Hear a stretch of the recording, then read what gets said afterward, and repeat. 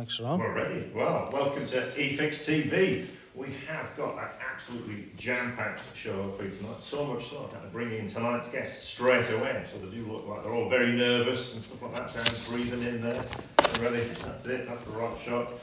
Tonight's topic all about lighting. So we've assembled. This is probably a geek fest in terms of lighting, because everyone around the table, including myself, has, shall we say, a history in the topic of lighting. But if you're an electrician, I suggest most people do install lighting. If you stay tuned tonight, we're going to come away with some big words that can make you sound really impressive in front of clients. You're going to learn some lighting techniques. We're going to go through some of the common mistakes that people make.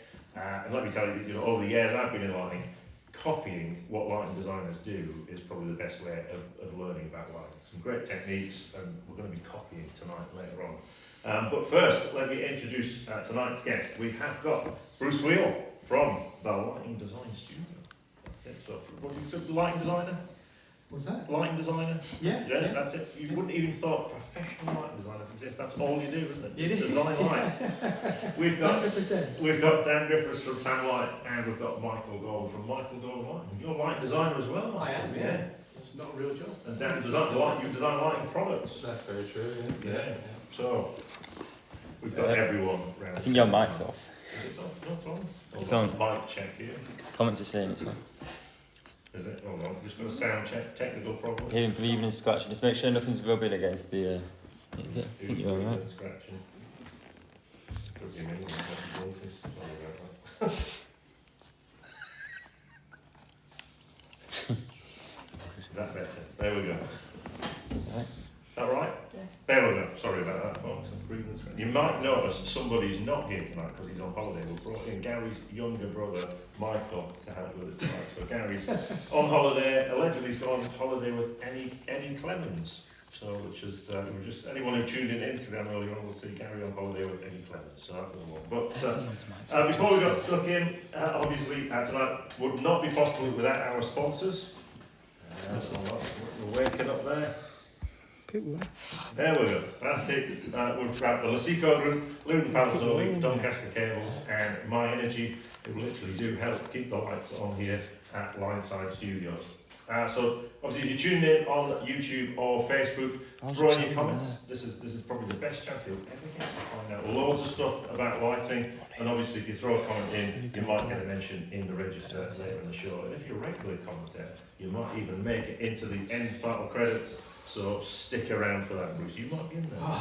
Very exciting. Michael's helped us sort out the lights earlier on. So if there's any complaints about the lights, direct them to Mike. So I guess before we start, we'll best find out a little bit about our guests. So I guess we'll jump top on the list here. Bruce, we'll start with you. A little bit of background, 60 seconds. Yeah, so my name's Bruce. I'm one of the co-owners of a company called Lighting Design Studio. So we've got a studio based down in London, but we have satellite country. Our projects are as diverse as restaurants in Riyadh, homes in Holland Park, and we're even doing a temple in Nepal. I completely fell into this as a career, as I think most people in the lighting industry do. But it's a really, it's a really exciting and varied industry. We can be working on exterior, interior products. So it's a really cool and exciting industry to be in, and I love it. Right, and we'll see some of Bruce's work a little bit later on once we've got past all the errors that I make. And so, Dan, we'll cut to you. Yeah, so I'm Dan Griffiths. I'm Head of Technical and Product Development at Tam Light. I've been in the lighting industry 13 years now. Various roles, from sales through to product development, through to now. For my sins, looking after legislation, laboratory, lighting design, and our QA department. Right, so that sounds like Dan wants any difficult technical questions. We're just going to put them straight over to Dan. No pressure. Nothing like a bit of legislation to get us all shaken up. And Michael Gorman. Mike Gorman, owner of Michael Gorman Lighting Design, started in the electrical industry as an electrician and then moved into lighting some decades ago now, and mostly working on sports venues, events, but also culture centres, museums, and occasionally homes and things closer to home. Fairly global, so working worldwide and in the UK. Oh, that's, we'll touch on sports lighting. Sounds like some good holidays there, actually. Yeah. Can be. And apparently Rick's blaming the downfall of Leeds on poor lighting at the ground, I think, later on. Speaking of poor lighting, where's our television gone off? Where's got the... Who's in the drawer for that 1 minute? No. We're missing the remote for our telly, that's gone off. Gosh, see what happens when Gary goes on holiday. We've got experts in the room. We'll try and restart. But obviously There's the remote.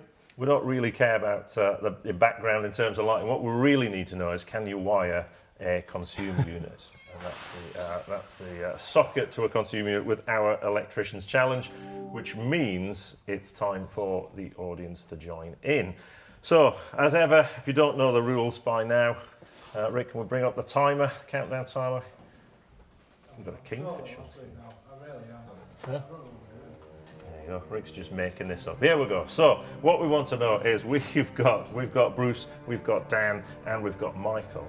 So first off, you've got to guess and put in the comments who do you think will win the electricians challenge between our guests, and what time will they do it in. So if you think that Dan is going to be incredibly fast up there at the top of the board in 3 minutes, put Dan and 3 minutes. If you think Bruce is going to take 7 hours because he's a designer, put Bruce 7 hours. And Michael. Oh, is Michael the dark horse here? Is he going to be the trained electrician hiding in the crowd? Is he going to be really fast? Is he going to be slow? But put in Michael and his time. Before we get there, has anyone got any electrical knowledge? Anyone? What do you want to fess up? No wiring experience here. DIY? Definitely not. No? Michael? Yeah. Yep. Oh, there we go. Could be dark horse. Anyway, what, DIY or electrical?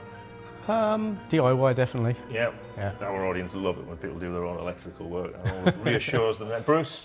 Yeah, for my sins. Yeah, bit of shed rewiring. Right. Yep.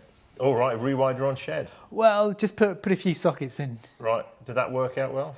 Well, no one's died yet, and the shed's still standing. So Right. I think it's fair to say it was okay. Yeah. Oh, well, that's good. Well, let's see. Yeah, Rick House can sort that. I know exactly where it lives. Well, who's up first? I haven't seen these ourselves yet, so let's chip in.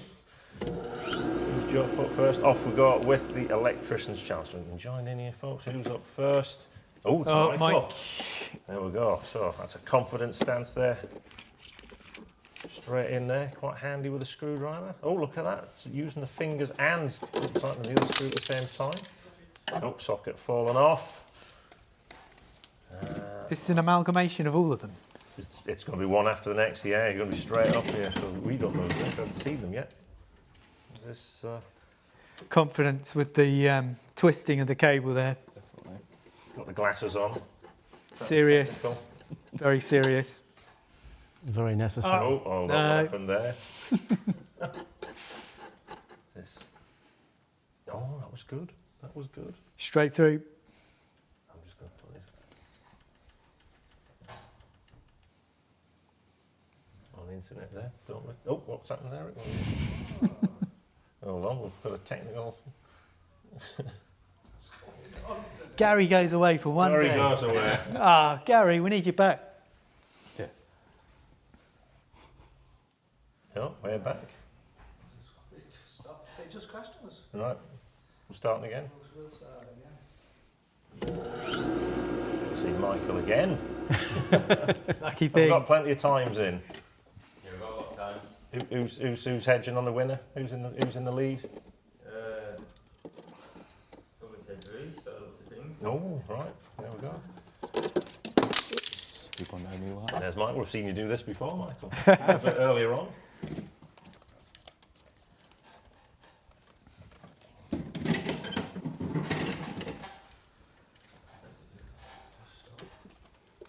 Oh, that's a good shot there.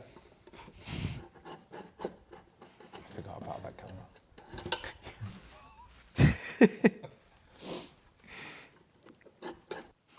What's it like to be reliving it, Mike?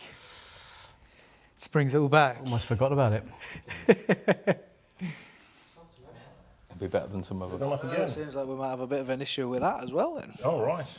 That's a... Going well so far. Well, let's see if we can get that one back. We'll try and fix that. We'll come back to that. We'll get stuck into some lighting then. We'll have to come back. And you've been saved. Now, apparently Dan's colleagues are all tuning in for this. I think he's sabotaged the... Yeah, definitely. John Alden will be delighted. He's desperate to see this. I've already had a message. We'll just have a little look. Just bring my screen in, Rick. We're going to start off on our lighting mistakes. Now, I've put this out as the little teaser there. Now, obviously, when it comes to lighting, just bring me back in, Rick. Where are we on? Yeah. Now, when it comes to... There we go.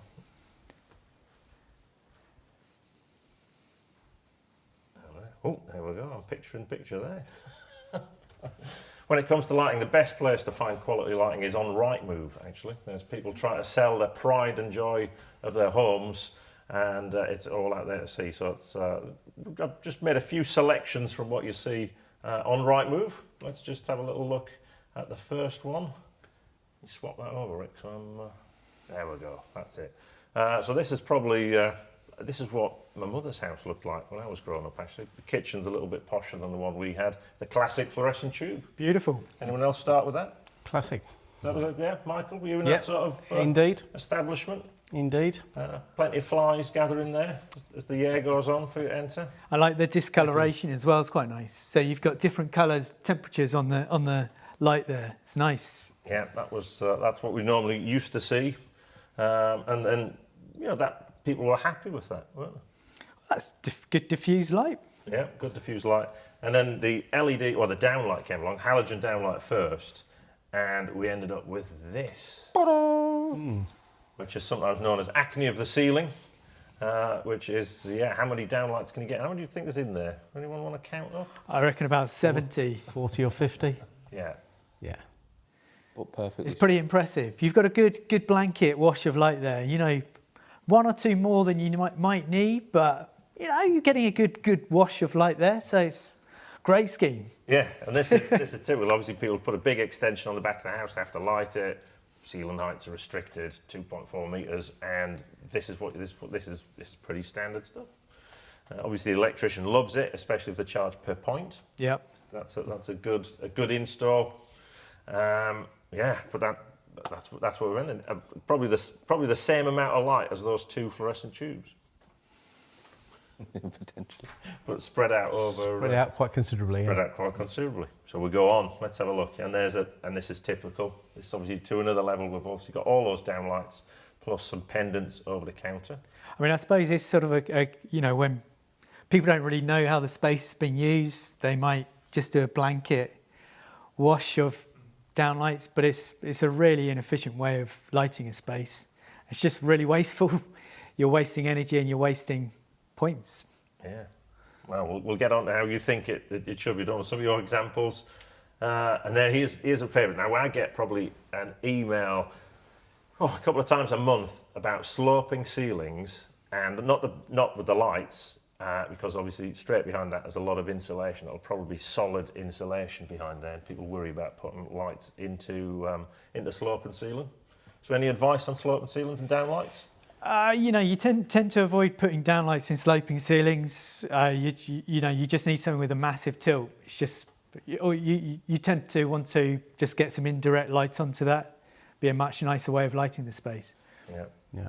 It definitely would sort of avoid the sloping part of the ceilings and work with the lower portions, either in coves or, sort of lighting the alcoves and getting some indirect light as well off some quite bright surfaces. And also, with this sort of approach that they've tried here, you're just going to get, when you're walking around the space, you're just going to get an eye full of light. So rather than enjoying the space, you're just going to be blinded by these spotlights everywhere. So it's not a great way of lighting. Okay, so the people sat on the other side of that table, it's going to be like they're being interrogated. Exactly. That's good. Right, we'll go on. Plenty of these. Here's another example, slope and ceiling. Beautiful. I quite like what they've done there. Again, you're going to be lying in bed and you're going to get this eye full of lights either side of the window. It's just, you know, it's just pointless. There's no need for putting them in there. But someone decided that was a good idea. I wouldn't be particularly happy if that was my home. Yeah. Now, I'd be interested one there. They've done loads of downlights on that part of the ceiling, but there's nothing on the top half of the ceiling.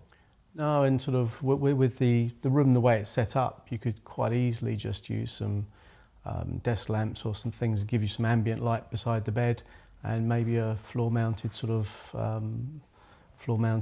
light somewhere standing on the floor. Would probably be all you need in that room, really, considering it's a sleeping room as well. I particularly like the downlight right next to the TV, just to make sure you really can't see what you're watching. That's the important bit. And by the radiator as well. You need to like the radiator. You need to see that. Yeah. Well, that's the world. And then more downlights. And it's quite good how they've managed to make the kitchen actually dark. Yeah. So yeah, we've got 1, 2, 3, 4, 5, 6, about 40 in there. It's a relatively small space as well, and they've just, again, just got the ceiling acne, lighting, just giving a blanket wash. It's just not really doing anything to highlight the space in a particularly pleasant way. Mm. But also there's been some sort of considerable expenditure on furniture, floors and everything else, and it just ends up looking sort of bland, not much Pretty flat. atmosphere. Pretty flat, yeah, pretty flat. Mm. Nothing exciting. And the hall, the same treatment in the hallway, downlights in the hall. Great. Yeah. Nice and bland. Nice dark ceiling, a lot of light reflected up. It's never going to be nice. Yeah. It's pretty soulless, isn't it? No. Yeah. This is all right moving. Then just a quick move outside before we move on. There seems to be a habit, and I think I've seen this with lighting, it sort of habits spread. There's just personally not a fan of those up-down lights, which seem to, I don't know where they started from, but now they are everywhere. Yeah. And yeah, the only thing's not really well lit is the doorway of the house. So probably the bit you want to see. Are there actually 2 wall lights either side of it, though, aren't there? It does look like Yeah. there is one or two either side, doesn't it? They're not the impressive lights. We want to see the up-downy and the Soffit. light from the soffit. Yeah. And soffit lighting seems to be a habit now. It's spreading everywhere. And once one person has it done on an estate, it seems to spread out. So watch out. This could be quite Heading to a town near you. Yeah. Not one of your jobs, Bruce. No, definitely not. Okay, so we'll now move on. That's what we typically see on Rightmove, and they were just some from various areas. I'll not say where, Leeds, Manchester. But if we sort of look now at a slightly different approach, but a lighting designer, what's the, I guess...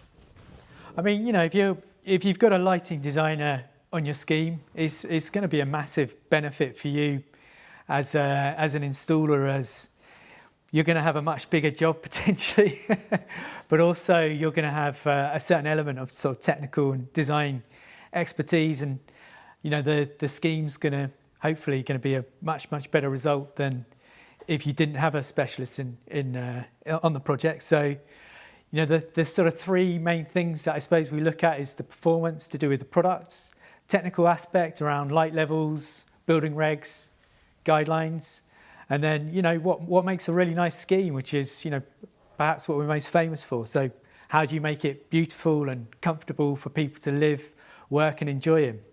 Yeah, and now you've done a lot of high-end residential, Yeah. should we say. Michael, you're slightly on a different side, haven't you? You started in the sports fields. Yeah, sports and sort of sports industrial, but also sort of culture centres, theatres, that sort of thing. Right, so who employs a lighting designer? Who employs a Who lighting do you designer? typically work for? Typically I work for either hosts or through, if it's a culture centre, it'll be engaged through an architect usually, or an interiors designer, and then you'd be co-opted onto the construction team as a technical or a specialist. Right. To ensure that the implementation goes well. Often an architect will have a strong vision. In those cases, the job is to actually bring alive the architect's vision, so they know clearly what they want. It's a question of to enact that. Other times it might need to be, we inject some of our own creativity into it to bring the building or the room or the structure alive. Right. Now people will be thinking that the architects would know about lighting design. I think some are really good at it, and some just aren't. It's just not their expertise, and they like anyone, they need a specialist to help them. Right, well, that's where you step in. And down on the Tamlight side, Yes. you're supporting a lot of the mechanical engineering practices. Yeah, so a lot for us will be either consultants-led or contractor or end-user-led, particularly, you know, designing to levels or standards, or trying to add in some aesthetic to that as well where we can. Yeah. You would have thought that, yeah, so there's this specialism within the construction, right, with just lighting design, which is, Yeah. Yeah, and you know, the industry is relatively, you know, lighting design as an industry is relatively new. It's only really around sort of 20, 25 years old in terms of a professional, I'd say. But yeah, it's a really exciting field to be in. Well, let's have a look at some of the techniques first. So, Rick, just bring in my screen. Let's right, next one. Now you wrote this. What's this cake got to do with? So this is, yeah, just discussing, you know, the way that you have different lighting techniques depending on how the space is being used, and you layer them together to get these exciting, you know, comfortable, beautifully lit spaces. I'm just filling in this. Oh. And it looks And like it's a nice cake. Right, so we're going to step through what's here. So this is a living room, is it? A little dining kitchen, what they call it? And you'll notice there's very minimal downlights in there. I can't see any actually All at the minute. carefully and cleverly concealed if there are any. Right, so I'm going to bring a light on. Oh, there's one. Just switched on. So a table light, so good for reading and just getting a nice, comfortable, charming atmosphere to the space. Yeah, okay, we'll carry on. Then we've got Decorative pendants, good for ambient light and as a feature in itself. The coffered ceilings are a great way of getting light onto the ceiling, so you're reflecting light down, so it makes the space feel much lighter and brighter. And then you've got quite a cool little splashback detail, so we're backlighting the bar kitchen area. And then downlights, but they're actually doing a task of lighting that surface or the floor area. another downlight. Uh-oh. And then you bring them all together and you get all these different layers of light. So yeah, that's what we're talking about. We've kind of got different layers of lighting in a scheme. Right, so that's what you call the cake, all those different parts, all those ingredients to make up the lighting scheme. Now, looking at that picture, there's probably as much work, there's probably more work in that lighting than there is in just putting the gridiron of downlights. Yeah, you know, in terms of getting those details right, you've got, you know, LED ribbon, you've got drivers. So yeah, there will be, but it's, you know, just a much nicer space and a much higher end looking space. So now if we look at so you mentioned a few words there, ambient lighting. Yeah, so I mean, if you are looking at sort of talking or describing, you know, the lighting techniques, we've kind of got three things to consider. So it's the ambient, task, and accent lighting. And the ambient is just your general light, so it's kind of quite diffused. This is quite a nice example because it shows an indirect light on the ceiling, so you're getting this diffused but broad sort of light into the space. So it's a good way of getting general light into the space. And then we go on. Then accent lighting is just pulling out the features in the space. So this image is showing the accent light for the cornicing, but it could be lighting a piece of art, it could be uplighting an arch, it could be, you know, lighting a sculpture in the space. So it's whatever you want to accentuate in the space. That's what we're talking about with accent lighting. Okay, so the ambient lighting, so I can see where I'm going. Exactly. Yeah, the accent lighting is anything sort of architectural or interesting within the space that you want to draw attention to. right. Pretty things. Yeah, that's the one. And then So the task lighting is, you know, what's actually going to be, what are you mainly using the space for? So, you know, a kitchen could be cooking, could be entertaining. So all these different tasks that you're actually needing light for, you actually light that particular area. So you might, if you are lighting, you know, the kitchen space, then you'd be lighting the work surfaces more as opposed to just giving a generic flood of downlights that we saw in your original images. right. Does this apply would you use those same techniques in a sports lighting or venue lighting? Depends on what you're trying to do. If it's more sort of local leisure, it's more sort of training, ambience. If it's training for activity, if it's local, and then the focus is more on spill light control these days. If it's for a stadium, you treat it like a theatre. You're focusing on the activity, trying to quieten the stands, and then maybe there's theatre lighting for entertainment spots between as well.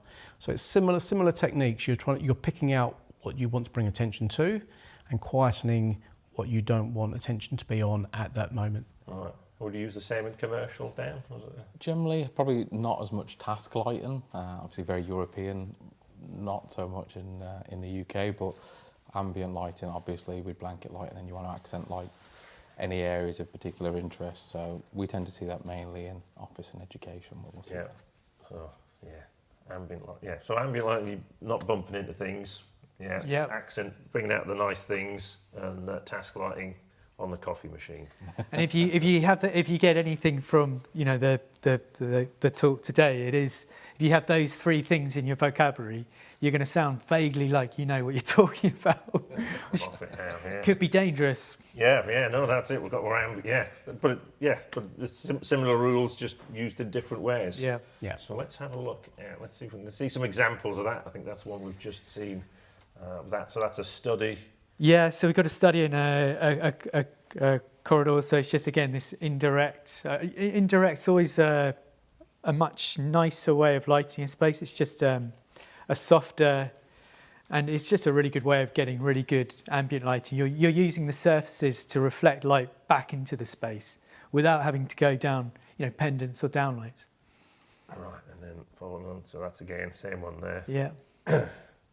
Is that a downlight in the middle? Can I see a downlight? No, they weren't allowed. I don't. Yeah, they weren't. It's a heritage. It's this fleck on my screen, actually. There we go. Yeah. And that painting looks quite interesting. I think it's one of your favourites. I think you might have been able to do that. I think I could have done that painting on the wall. I hope they paid a lot of money for it. So it's like, Sarah Bean used to say, if you can't afford to wallpaper the room, put a wallpaper square up the sample book on there. I suspect they paid more for it. And then what looks like a black and white no entry sign. But similar. Oh, this one's an interesting one. Yeah, it's someone's dungeon basement, but again, it's this indirect light, but they've obviously painted the whole room red, so it's quite a dramatic effect that the lighting and the disco balls and the lighting for the artwork is created. Yeah, that seems to be like a picture of Joseph Stalin on the wall. Is that a cinema room as well? Because I can see a projector up there. Yeah, they'll have a projector and cinema screen that'll come down for when they're not using it as a party space. All right. That's a pretty nice room. Then so then looking stairways again, not an area you think of.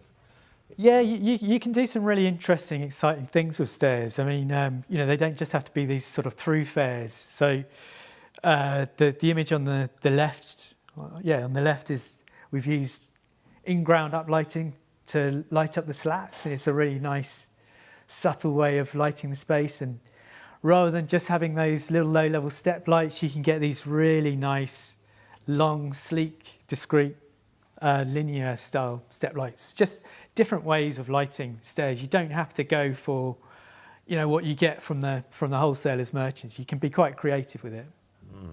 It seems to be. And then again, this was a fancy step. Yeah, it looks kind of like a yacht staircase. I think the staircase was sort of based around yacht design. And they've got an LED detail built into the curve of the stair handrail, I think. Now, how do you create a curved detail like that? Because that one's... With great difficulty, I think. And then I love all the soft architecture stuff from Floss. So you've got quite cool plastering fittings that are actually, quite a practical way of lighting a stairwell. So that looks like a table lamp that's been half plastered into the wall.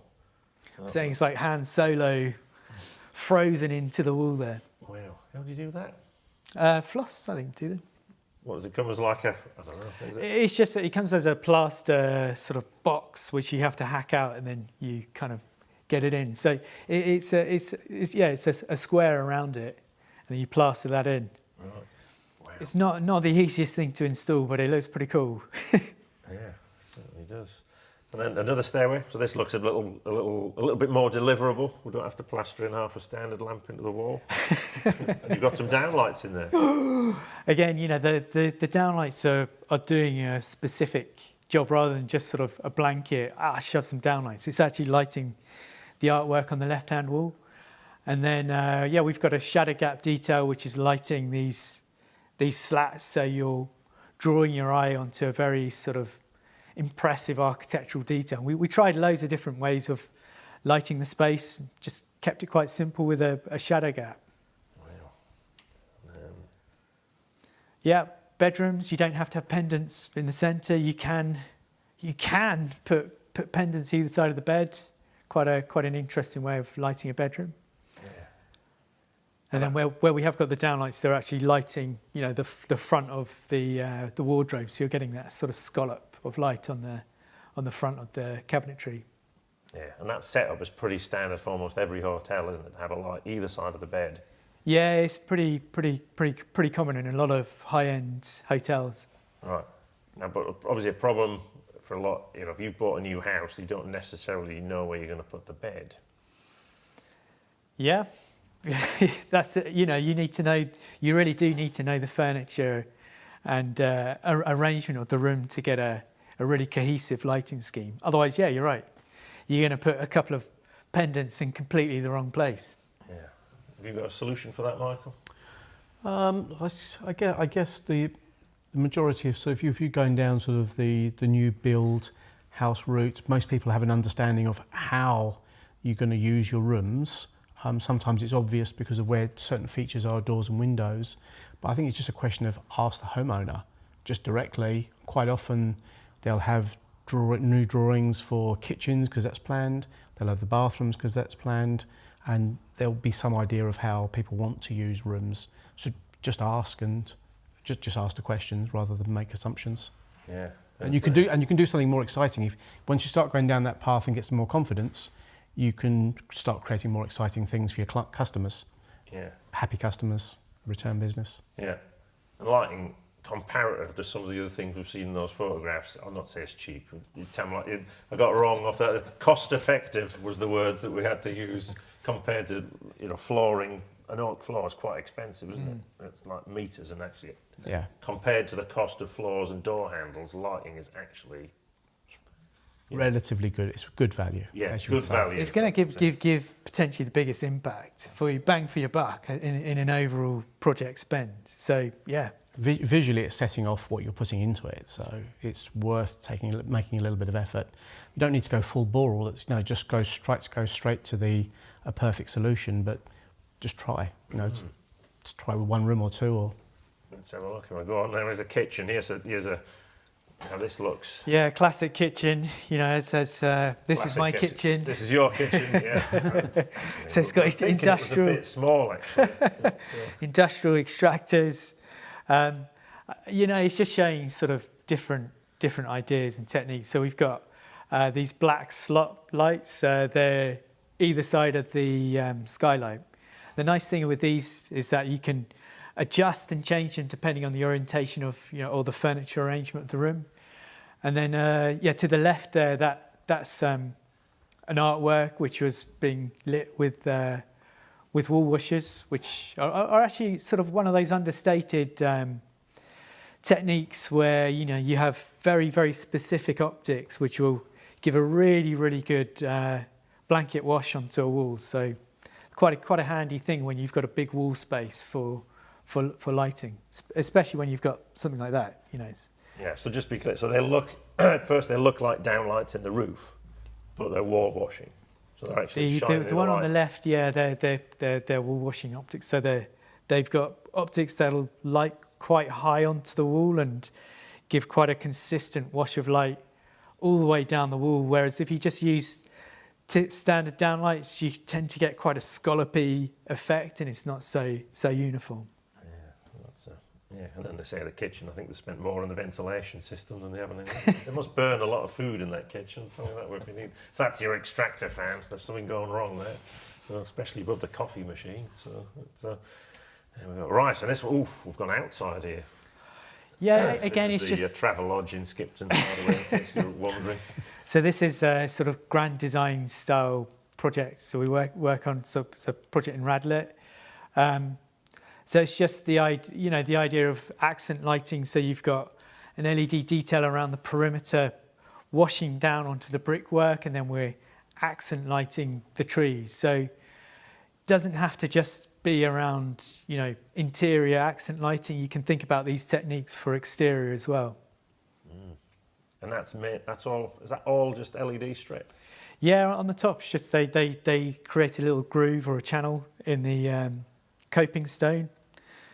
Get a little bit of neon in there, and it worked really, really well. That's brilliant. Right, and then we're back into the bathrooms, which again, you're right, Mike. You said most people plan a bathroom, don't they? Probably go to a shop and they'll tell them where you can put things, but people don't often pay much attention to the lighting. Yeah, again, so where we have got downlights, we're actually using it to light things as opposed to just a blanket wash. So, it's a very expensive bit of marble in the back of the bathtub. So the spotlights are accent lighting that bit of marble. And then for the image on the left, it was a pitch ceiling. So this was an example of where we used indirect light. So it had a light above the beam, and it's, again, bouncing light off the ceiling into the space. So you get lots of reflected ambient light. So yeah, you don't need to rely on downlights. It just seems to be the default, just because that's what people have always done. Yeah, and then clever lighting things in the wall, sort of those little niches. Yeah. You just got to be careful, making sure that the detail's hidden high up enough so you don't see the strip. Yeah. My head and shoulders will look fantastic on that shot. Another bathroom. So again, with bathrooms, it's quite important to just get really good. For the task, shaving, putting your makeup on. I know that's you, Gordon. You're putting your makeup in first thing in the morning. Always. Task lighting the space. Never leave house without me. And then we've got those little low-level slot lights. So they're on a sensor. So you coming in late at night, you get these little pathway finder lights. So that's the over 40s light, is it? When you need to. No, this is for some. Yeah, it was a. As you get older, you'll learn, Bruce. Oh, I see. Not quite there yet. Those lights to switch on in the middle of the night when you need to answer that call. But that's quite easy technique to do. So it's just an occupancy sensor. Yeah. I think you've got that all over, in your kitchen over there, haven't you? Oh yeah, we love an occupancy sensor. The microwave one, you can trigger it from here. So that's and then lighting mirrors and things people often forget. I mean, I see loads of plans where people do a bathroom and it's lit with downlights, and the downlights end up being behind you. Yeah. Well, you can do it. So you can light the mirror so it kind of reflects the light back onto your face, and then you still do get the reflected light off the mirror. But yeah, it's much better if it's where you need it, which is to your face, to the mirror.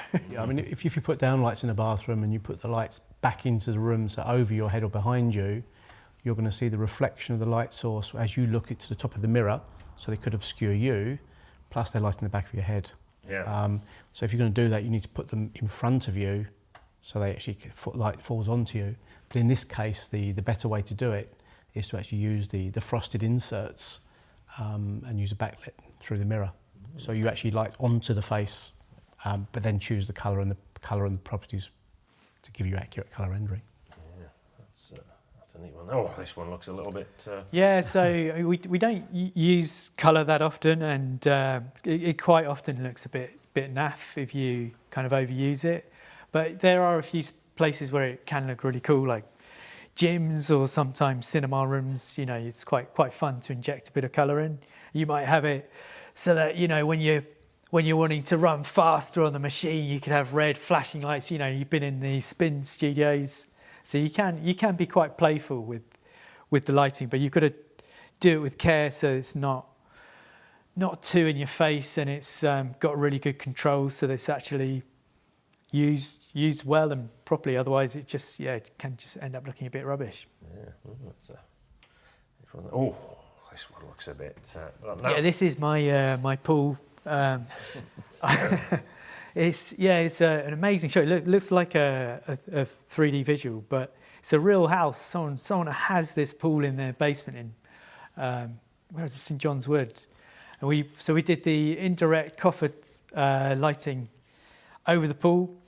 I mean, you did mention about the risk of maintenance issue with lighting over pools, and we did bear that in mind. So we have very expensive, very specific lighting that's going to last forever because it's LED over the pool.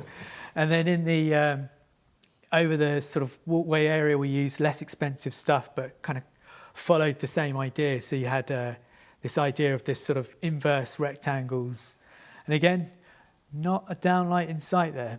Yeah, but just be clear, that looks almost like it's two separate photographs. Yeah. But it's actually the same room, which has got that edge to the pool.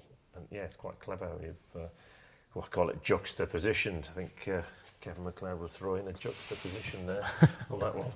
And you're right, I do know what it's like to put a scaffolding tower up in the swimming pool. Actually, when it still had water in? Or? Yeah, it still had water in, yeah. The guys were swimming around in the swimming trunks, pushing the tower around to get the lights above it. So it probably couldn't do it now, health and safety. It probably, I don't know what the risk assessment would look like. It's a tricky one because, to have a pool in your house, what a luxury. Yeah. And, you can tell the client all these sort of maintenance concerns, but they don't care. They just want something that looks awesome. Yeah, I mean, and that does look awesome. Yeah, and this wasn't the private house, the Balmoral Hotel in Edinburgh. Actually, I can tell you what it's like to. Yeah, sorry to anyone who was in the pool that day as we were pushing the scaffolding tower around, but that's pretty good. Right now, what's one there? This looks a bit.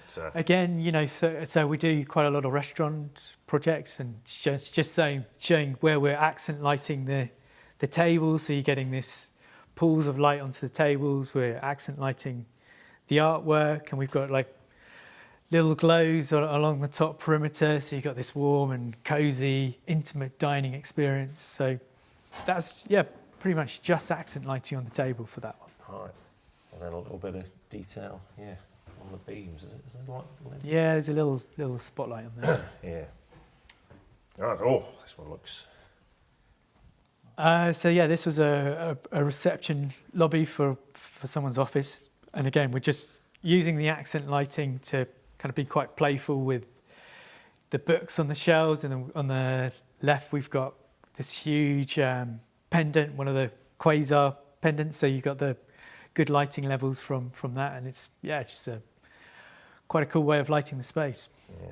Now again, someone's obviously had to design that because those shelves, they just wouldn't work with those shelves. Yeah, I mean, we are, a lot of the time we're working with, some really, really top interior designers and architects. So, of course, the designs are really, really specific, and a lot of time and effort goes into getting those details right. You're looking at the floor, looks incredible. Yeah. We're in. Oh, and another one as well. So.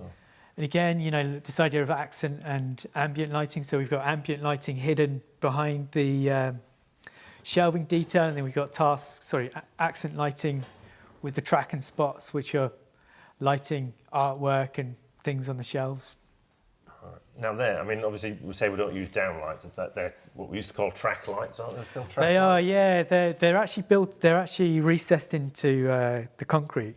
So the left you see is it's like shuttered concrete. See it on the roof. Yeah, and they're actually cast in the track. So you've still got quite a slick line, and a very kind of neat way of doing it, because there's no way of getting spotlights in there unless you wanted to cast them into the concrete. Yeah, but a lot of people, think people they don't like seeing things on the ceiling. Do you ever have that conversation with clients when they say, well, just put me some downlights? Well, you can get lots of really, really nice, spotlights, and they actually add to the architecture, I'd argue, and it gives you loads of flexibility. So I think they're a really neat solution for the right application. Yeah, that was always hard when people say to me, when you've got a roof, an eFIXX roof, is put some actual spotlights on the roof instead of trying to put them in the roof.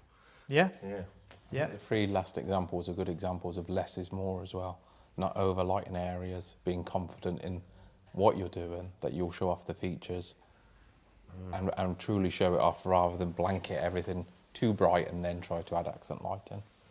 And have you put LED strip around the sort of around the back of the? Yeah, so it had like a built-out kind of cabinetry detail. So that whole wall was built out. So you can kind of see it at the bottom and at the top, similar how you've got it here actually. But yeah, you clearly had a lighting designer helping you out. Yeah, we spent at least half an hour on that, and we came up with that. So, and the telly, you notice the subtle glow around the television as well. Impressive. There you go.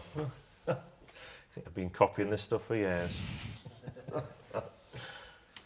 right. Oh, one more. So this one. Yeah. So for people are doing these kind of iceberg basement sort of developments in their homes. I really like the slot lights that you can put in. Again, it's giving you loads of flexibility because you can move those slots, the spotlights within the slot. They just look really, really slick. So it's a really nice detail. So essentially you're creating a trough and then you're getting a track and spot in there. And so if they were to change that room from, what it is now to kind of, I guess, a lounge family room to more of a snooker or a games room, then they could change and reorientate the lights to suit. Yeah, and that answers that question. If you don't know what, there is flexibility built in. Yeah. Yeah, and in this, there's nothing below the ceiling level. So it's all kept in and above the ceiling, whether it's the edge lights or the track. Yeah. So it keeps it very smooth, very clean. Yeah, so that's a recess. So you don't have to you buy that as a sort of, the recess is made in the fixture. No, you do. You have to build that. So it's like a trough you create, you paint it black, and then it has like a knife edge detail, and then the spotlights actually fit on that knife edge. Mm. There's quite a few people who do it, like Delta Light, Viapazino. Yeah. Oh. You can do it relatively inexpensively. Yeah. Bruce, this is someone dug out the cellar there. It's all relative. Yeah, no, exactly. So when you've got properties like that, spending a bit more is money well spent.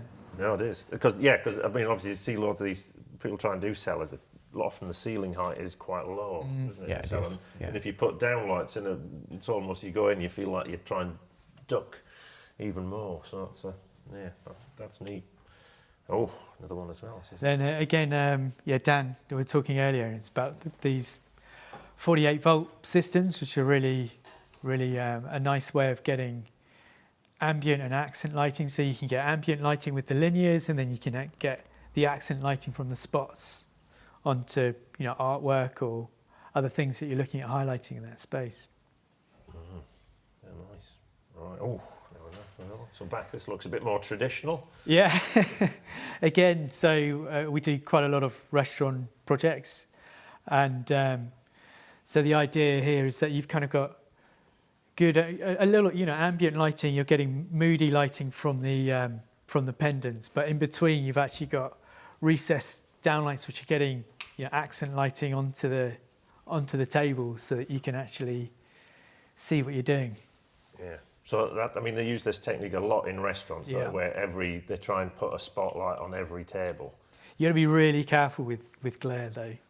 Or you just make sure you use a fitting that's recessed enough to not shine in the diner's face. Otherwise, you've kind of defeated the object. Yeah. And that sort of fell apart during COVID because there was all these restaurants where the tables were all planned out, and then suddenly they're moving further apart. You went in, there's like a pool of light on the floor there. That table's in darkness. It wasn't COVID proof. That's nice done. Right, we're going to come on to that. Rick, have we managed to rescue the challenge yet? Are we? So the challenge that we've got at the moment, it seems it's a little bit corrupt. Right. So we're going to attempt something a little bit different. Right. So we're going to use Joe's laptop to cast it onto the telly. Right. And then see how that goes. Right, we're going to try something. What is it first? So we could be seeing the technical difficulties sign again. Right, yeah, we'll try. We'll get that all sorted. If you give us 5-10 minutes, we should be about there. Maybe not that longer. 2 minutes. 2 minutes. And we should be good to go. Now we've got what looks like a scary plan there. Yeah. Yeah. So is this the sort of the level of, obviously all those look fantastic. Is it hard work to sort of pull these schemes together? You know, not really when you have a professional lighting designer like ourselves. But I guess when you're if you know, as an electrical contractor and you are doing your own lighting schemes, I think it was just getting to that point of just getting a conversation going with the client as to how they're using the space, where the furniture might be, and then you can plan your scheme much more effectively than just putting these blankets of downlights that we saw in the other images. Right, but do you face the same challenge with offices then? Is it? Yeah, very much the same. Commercial, education. You know, the more detail we can get, if you ever get a furniture layout, you know, that is the Shangri-La. If not, we will have to blanket it to, you know, CIBSE guidelines to make sure we comply. But it's overuse normally for that area. You're not using task lighting. You're not using accent lighting as much. You're just pulling it all in the same place as a blob. So the more we can get, the better design you'll ultimately get. Yeah, but that's a problem with offices, isn't it? Because a lot of the time, it's a knows. bit like a new build house. There's an office being built, you don't know who the tenant is. Yeah. You've got to provide lighting. Do it to the standard, make sure it's okay. Yeah. You know, normally as I mentioned earlier on, the challenge we normally get is the standard says 300 or 500. A lot of people seem to just choose to go to the middle, thinking that's acceptable. So they go to 400, which isn't, but we could put that in, you know, linear or recessed, traditionally, and then, someone moves in, don't like it, want more space, want breakout areas, and it's got to come back out and something else going in instead. Yeah. It'd just be wasteful. Ball pits, that's Yes. it. You want the bean bags in the ball pit area. And is there still a trend is there more trend now for open plan ceilings in offices? So we're starting to see a lot more, particularly on linear systems. Probably the last 2-3 years are more and more popular.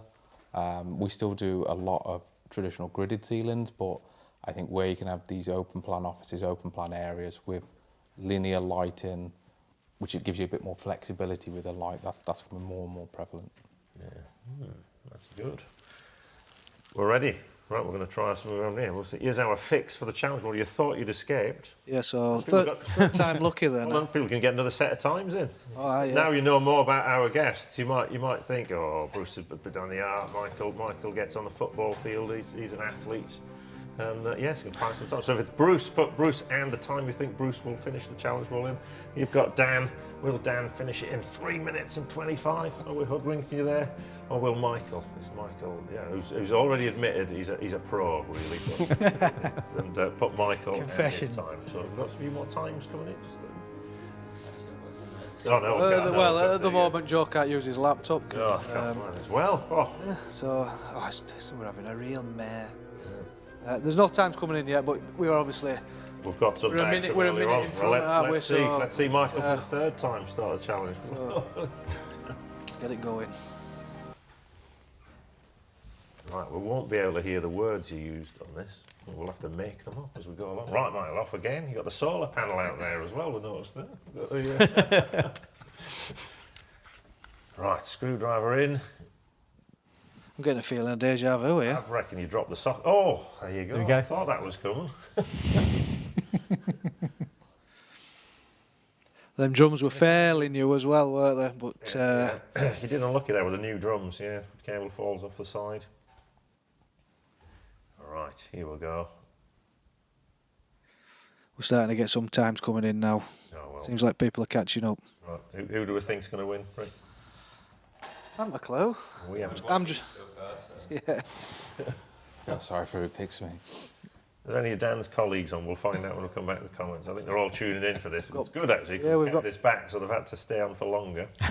They've only turned up to see you do this, Dan. 100%. So you've got 30 other new viewers, Yeah. all your colleagues. And automatic wire strippers. Used them before? Yep. Yeah. All right. Oh, here we It's go. all coming out now. I was going to say I did a college course at night on electrics. That'll come out soon. That was never mentioned before. I knew you were confident. Yeah. Looks like Just can't use the cutters though. That's the thing. the cutters. The terminal there. Oh, this is looking pretty good.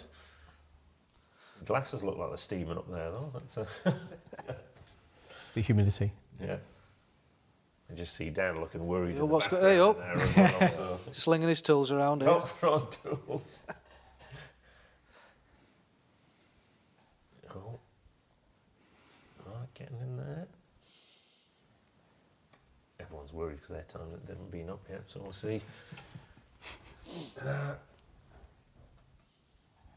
No, this is looking quite good. Yeah, it's looking pretty slick. Either that or Joe's done a really good edit, so you never know. Sped it Could be up. people here. Let's hope so for one later on. This is times 4. That was a good technique, putting both the earth in. Yeah. What's That that? was a good technique. Did you not use that? Well, I did after seeing. Ah, right, copied. You see, designers are copying now. That's it. Right. You work with many electricians on site? Yeah, Yeah, a lot of the time. Yeah. All friendly bunch. Great guys. I mean, you know, find a good electrician, there's as good as gold, some of them. Yeah. Right, here we go, Michael. Yes, this is... Didn't lose the screws anywhere? Just kept them there? On top of the box, yeah. Didn't squabble around? Right. That seems a sensible idea. There we go. Who's up next? Oh! Top up box. It's Bruce. So he's copied off Michael. Let's see what he picked up here. Using your fingers instead of the screwdriver. That's... Oh, bit of slippage. Oh, there we go. yeah. The screwdriver's quicker than your fingers normally. Right, here we get on here. Top tip here. I'm still looking nervous. Concentrate. Oh, we went up on this though. You tried different techniques here, didn't you? So, Second time was down. yeah. Oh, there we go. That's an interesting technique getting through there. Oh, that was Oh, got a got a problem bit with of the cable there. Yeah, got a bit of fun with them. Now, bear in mind that it's already at the floor level before you did that. The scrap man's going to be happy. He's going to...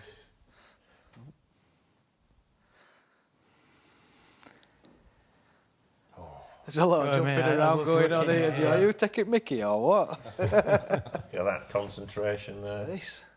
Try and get your A head lot in of the squinting. concealing I needed to borrow Mike's glasses. Oh, the tongue's out. The tongue's I definitely forgot about that camera as well. people forget that camera's there. Yeah, I totally forgot. Yeah. There's a lot of focus and attention going on here. Yeah. Oh, look at that. Can you get that screw any tighter? There is a limit on where you tighten those two, you know. So. We're doing everything to hide from me with camera as well. That back comes in. Right, dressing the cables in, pulling it back. Oh no, you haven't given the scrap away, so... Right. Automatic wire strippers, you okay with them? Yeah, it took me a while to sort of master them, but third time in, Yeah. kind of got the general gist. Yeah, there you go again. You try to stick your head in the socket. Lot tongue's of out again. squinting going on. I think I do need glasses. Trying to figure out the terms. That's interesting with the screw. You normally hold the screwdriver at the end of the handles, not like a chopstick. Oh no, the back in there now, so that's the top tip. Don't hold a screwdriver like chopsticks. There we go. Like that, yeah, just like that. You see, the handle at the end. That's for you. The hand that gives it away. You see. Okay. Oh, look at that concentration again there. Generally competitive. Yeah. Yeah. All right. Okay. Yours at it again in the edit. Yeah, try and get your head back in the socket. Flicking around. Pulling the cable out. That's a novel way. Using the wires. to pull Yeah, it back in. lovely, mate. Yeah. I'm sure you'll be showing this to the electricians you work with. So that'll be, They'll be very wrist. proud. yeah. This is looking quite good. You're kneeling right down on the floor now. You're using a screwdriver with the handle. That's good. Oh, there we go. Right, next up. Here we go. Dan's off. Probably the smartest contestant we've ever done. I'm surprised he didn't have a tie on. That's normally, Normally not anymore. yeah. That's the ties have gone at Tamlight. The ties are gone. Right, so that's... Prepped his cable and slung it on deck. Yeah, that's good. Yeah, we did say when you're doing something, stay in that area. Yeah. So, right, half the screw out and then another one there. Right, screws on the top. Right, what's going on here? Well, there were a bit more time spent on that. I think Joe's done you a favour there. I think this edit is pretty generous so far. When he slung it on deck. Look at that while you're smiling. That's it. She's got it through. It's the main Yeah, thing. this is definitely a good edit. Yeah. No. I'd never used those strippers before, but I'm definitely a fan.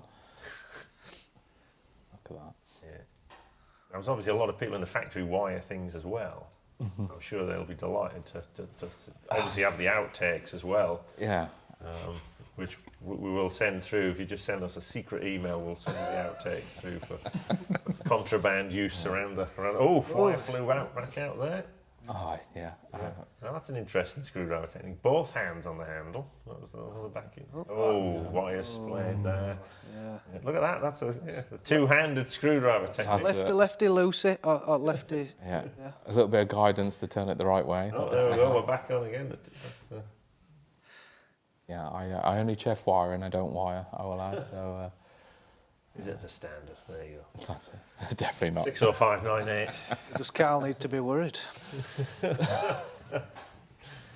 Right, let's have a look. We're down the socket now. Yeah, everyone's trying to get the head inside the socket this week. It's like, good cut there, Joe. Yeah. Saw the sun move over the building.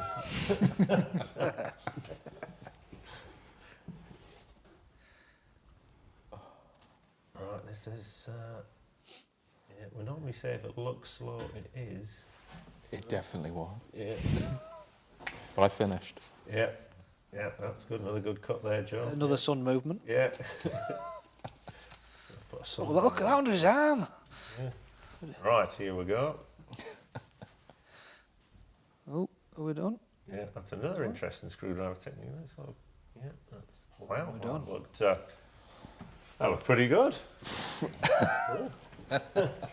Yeah, the outtakes might say differently.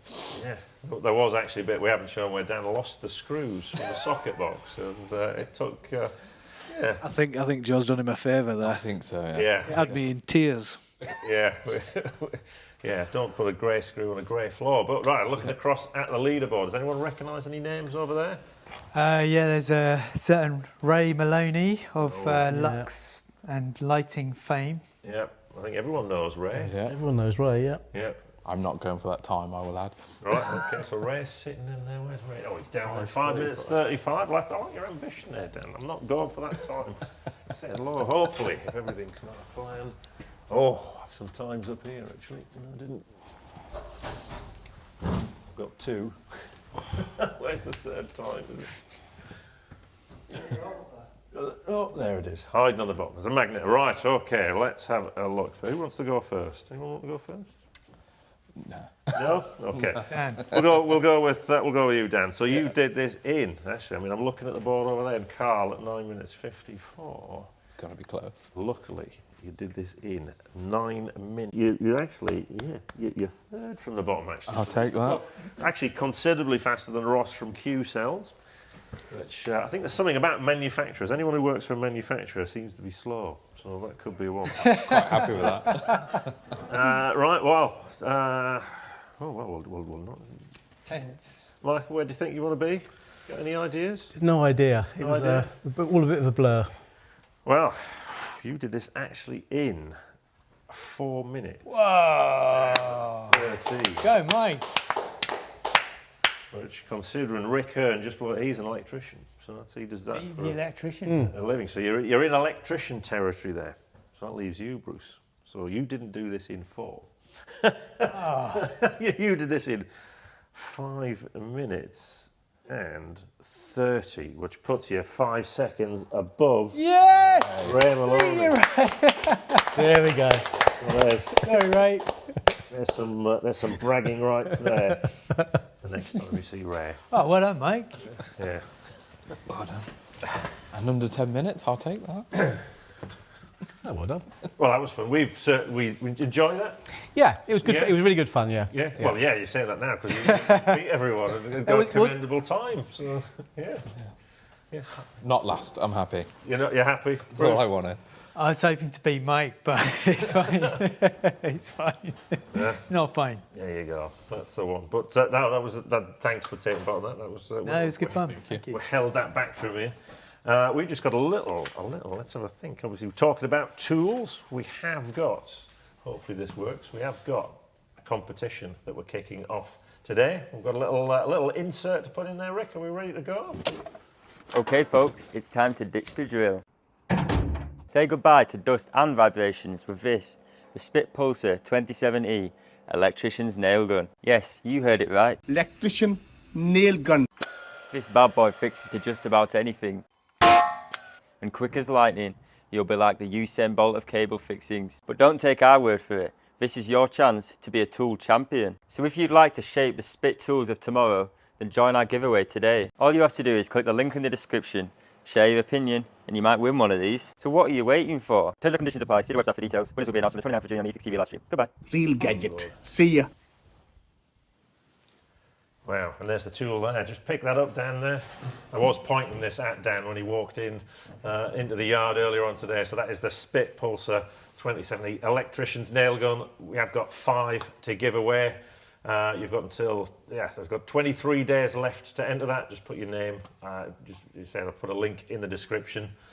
Fill in your details, and we could be selecting 5 winners on the 29th of June, which will be, that's a great bit of kit. I mean, I'd rarely use a screwdriver these days. Now, if I can't fix it to a wall with that, it's worth bother fixing it. So wait until you see some of your light fittings come back from site and you think, what's this been fixed to the wall with? That's the future. Yeah, don't need to bother with mounting holes in the back of stuff. Straight through. It just goes literally straight through, So I'm not being ambitious enough to fix trunking to, well, I did actually fix some trunking to the wall with it, but whether we'll do that on site or not, I don't know. But a great bit of kit. And so you tune in and win some of them. Right, so we're going to move on now through some of that. We're going to go through some of the, obviously we've seen your fantastic work. We've got an idea of light design. We know what ambient, we know what accent, we know what task lighting. We're all going to sound like experts after this. Let's bring some of the other howlers that people make in. So Rick, let's just bring my screen back in. So what's going on here? This looks like... it's just the classic of not really considering other services in the spaces. So you've got a downlight directly above the shower heads, it's just reflecting directly off the shower head onto the ceiling. Get a massive shadow underneath it. I mean, to be fair, it's such an easy mistake to make because quite often you may not know where the shower head is, but I suppose it's just, if you don't know, you need to be asking that question. It's a new form of indirect lighting. Yeah, It's true, it's true. I think you're right, Mike. People normally know where the shower's going. Yeah, and in a space like that where it's all usually tiled, these days tiled walls and a reflective floor or basin or a shower tray, you could just move it off to a corner, any corner, and you're still going to have enough light. Yes, and it sort of goes down the wall and reflects on your body. Yeah, and and past to that, yeah, you end up with a brightly lit head. Everything doesn't have to be in the centre of the room. Yeah, that's, but again, it's that grid iron. This one, Bruce, what got here? Nice, grid switches. We love grid switches. It's just, consider the controls from the outset. So this just avoids, just having a blanket of switches, which you may not know how they're turning things on and off. You've got something that says F-Lab, and it's just like you've got to have a manual to know what each of those lights do. So it's just considering the switching from the outset. Yeah. I mean, obviously I love that because that's Gary's favourite colour, brass. He loves a bit of antique brass. Shame it hasn't got the rope edge to it, but that would have just finished it off. But you see that everywhere still, don't you? Yeah. Grid switches. Yeah. I mean, we've got some here, and obviously at least 2 are taped off. They've always got to be at least 2 taped off for do not use. And hotels always great. There's always one room in a hotel. There's one light in a hotel you can't switch off. So it's an essential requirement, I think, of the design. And right, so that's a wonder. So we've got the light switch. Right, what's going on here? So this looks like you've got the extension lead out, which looks like... Yeah. So we often test the effect before we put them in, which is quite a smart thing to do to make sure it's going to achieve the effect that we want. So we're testing different beam angles, different colour temperatures, or in the facade on the right, it's sort of showing different colours that we're using. Picture, Rick, because we're hiding there's another test behind us. Hopefully, there we go. So that's... Did you put the red one in as well? Yeah, the red was, I think it was, the red was LED ribbon, and then the one on the far left was an LED ribbon, but with an optic in it. So it had a 30-degree optic, and it actually made the light travel. Right. So just gave us confidence that the effect. The building, you've been commissioned to come up with a scheme for that.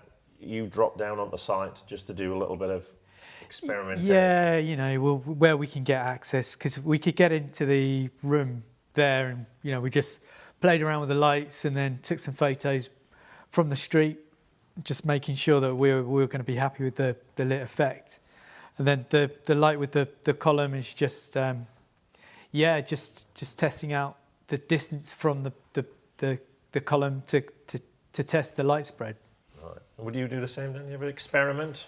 Yeah, so we'll have similar from a product design perspective. We will start with, when it's in the concept stage, proof of its design and proof of its use, really. So we will normally start with 3D renders, particularly.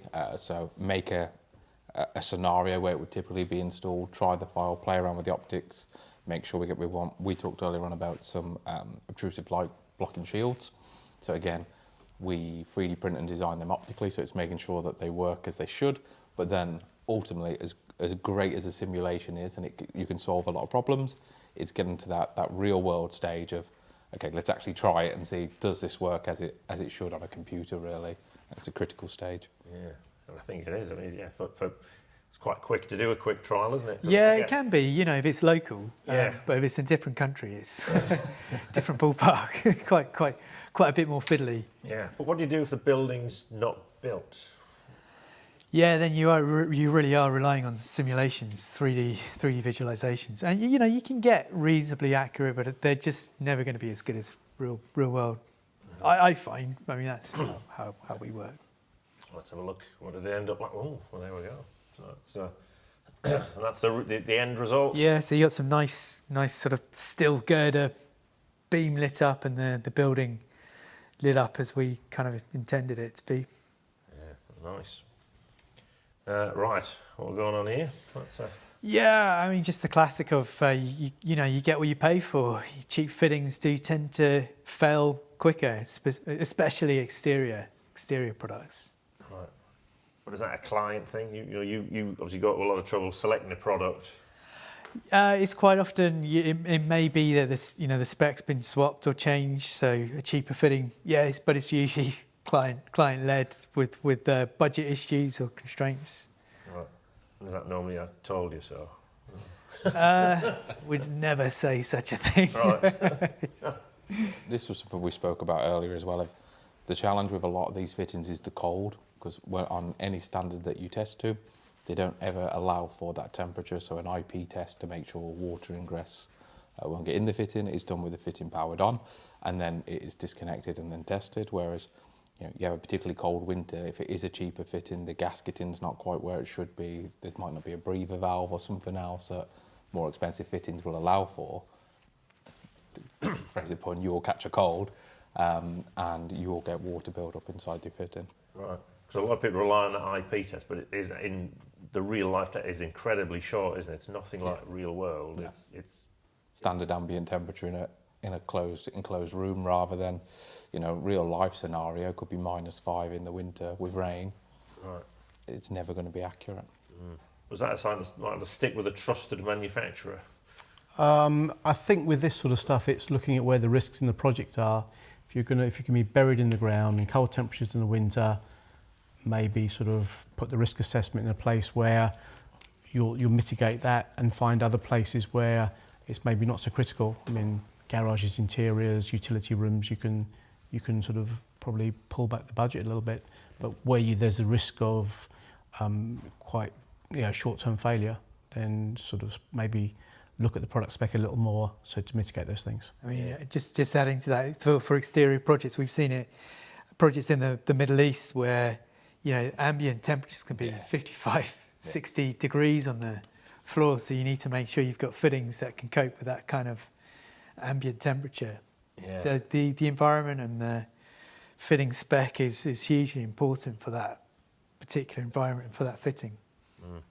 And that's, I think, personal experience, when things go wrong, outdoor tends to be the biggest problem. And also adding to that, sort of in sports facilities where they're quite high, they look high, so you think, okay, they're conditioned to a certain temperature at the activity level, but the temperature at roof level is often in excess of 40, 45 degrees. Ah, right, so you've got a big sports hall and everyone's nice and air conditioned down here at 25. And the space we're fitting all the equipment into could well be way beyond what you would consider normal ambient temperature. Yeah. So you need to plan for that. And with LED, it usually means you're going to take a hit on light output.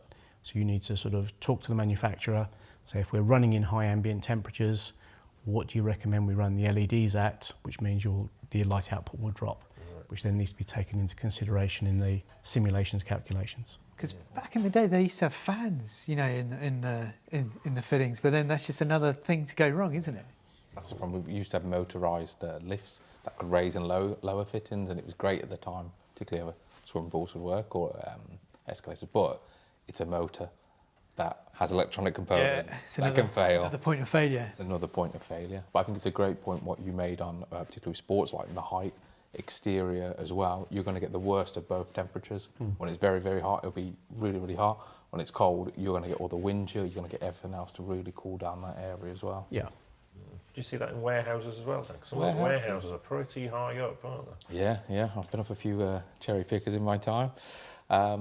So we'll get similar type of things, really. I think really with warehousing, it's making sure your fitting's right as well. You know, most commonly IP20 fittings are going to be perfectly acceptable for warehousing, but make sure your roof's in good condition, your trunking's in good condition. You know, you don't want water seeping into IP20 fittings, as well as getting your ambient temperature correct, your sensors correct. That's normally the one we'd see in warehousing where someone wants some PIR control, but it's a cold store, and lo and behold, it won't pick people up if they're in big heavy jackets for the cold. So really detailing down into spec. Sounds like a lesson learned there, Dan. Yeah, -40, I've been in there, I remember it well. Yeah. But you wouldn't have thought of that, would you? You think PIR sensors, yeah, someone wearing a thick parka, because they're in the warehouse, it would have picked them up. Yeah, that's a... Yeah, well, you learn these things as you go. Yeah, that's the trusted manufacturer, isn't it? You know that. You've just let that one slip out. I've bagged that one now. I'm going to sound like an expert. They're going to watch those sensors in cold stores. I'm off it. So Microwave only. Yeah. Oh, don't get started on the microwave sensors. That's a whole can of worms. So quality fixtures. Yeah, would agree with that one. Right, what's this one here? Well, so let's bring that one in. We've got a. Yeah, the classic of first fix housing. So quite often in high-end residential, you might have a plastering fitting. It just looks that much neater and more. Yeah, just looks a lot better when you've got the fitting flush in the ceiling. So obviously you need a plastering fitting for that. So you need a plastering housing, and they quite often get forgotten about. So it's just important to ensure they're installed before the plastering's done. One of the things we were chatting earlier was whose responsibility that is, and it's probably a bit of a grey area whether it is the electricians or the main contractor.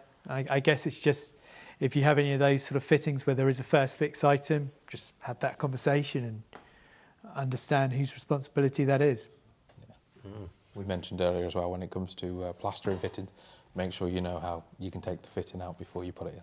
Just in case for any reason you've got to change anything, you don't want to be cutting into your ceiling before you start. Yeah, because at some point, everything has a finite life, doesn't it? So you have to... You want to know how that comes out the ceiling without ruining your ceiling ultimately. Yeah.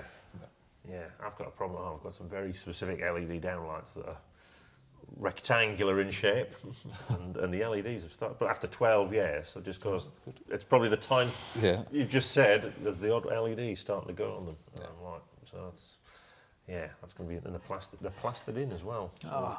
But, luckily, I put the driver remote on them actually, so we're. Okay. Most of them will.